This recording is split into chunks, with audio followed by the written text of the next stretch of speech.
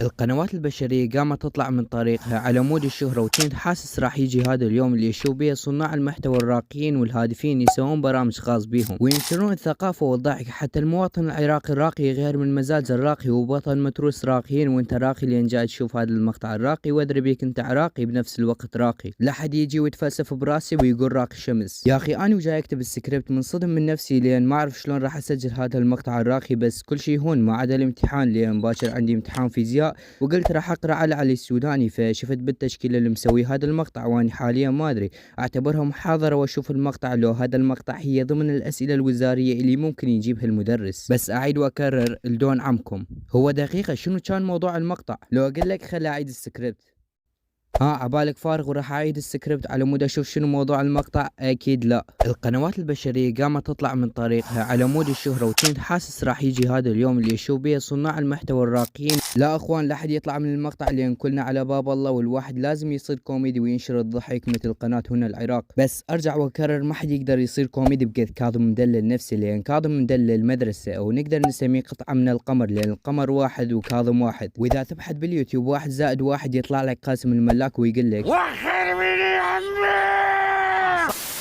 بنين والتحليل. بس لا تخافون، هذا اسم البرنامج مو واحد خريج تحليلات.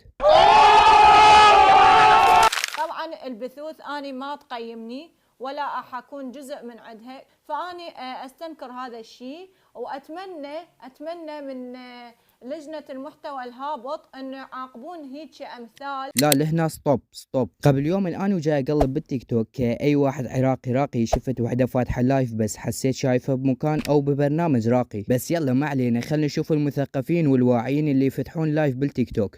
اخي هل صليت الجمعة؟